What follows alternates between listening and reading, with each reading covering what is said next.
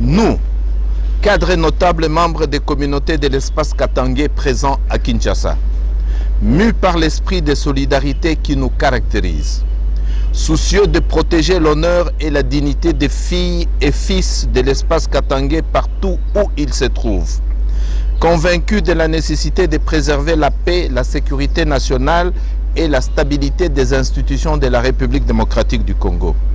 Réunis en séance extraordinaire ce 27 décembre 2019 pour examiner la situation préoccupante d'un des nôtres, avons analysé en profondeur le dossier de la Gécamine tel que publié par l'Association congolaise pour l'accès à la justice, ACAJ, sur un prétendu blanchissement des capitaux de plus de 200 millions d'euros, où notre digne fils du Katanga, Albert Yuma Mulindi, PCA de la Gécamine, a été mis en cause.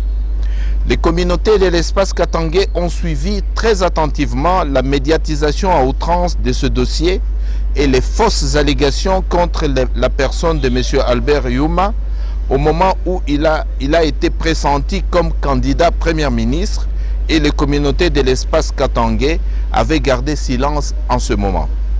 Aujourd'hui, après analyse des faits et de tous les documents en notre possession, avons constaté ce qui suit.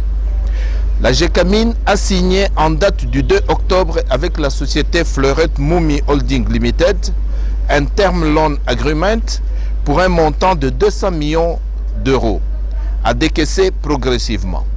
Cette société va changer de nom pour devenir Ventura Development. 2.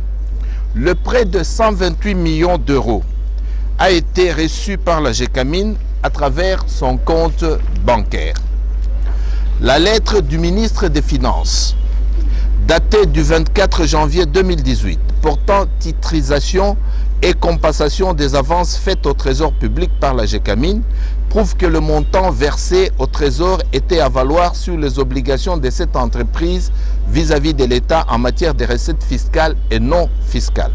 4. La société Ventura, anciennement Fleurette Mumi, a fait une mise en demeure à la Gécamine pour rembourser la dette. La Gécamine ayant refusé de payer la dette compte tenu du fait que Fleurette Mumi et Ventura Development ont été toutes sanctionnées par le Trésor américain, respectivement en décembre 2017 et en juin 2018, face au refus répété de la Gécamine de payer, malgré une injonction de justice, Ventura a porté plainte au tribunal de commerce de Lubumbashi. 5. Le dossier a été jugé au tribunal de commerce de Lubumbashi et la Gécamine a interjeté appel contre ce jugement pour mal jugé. 6.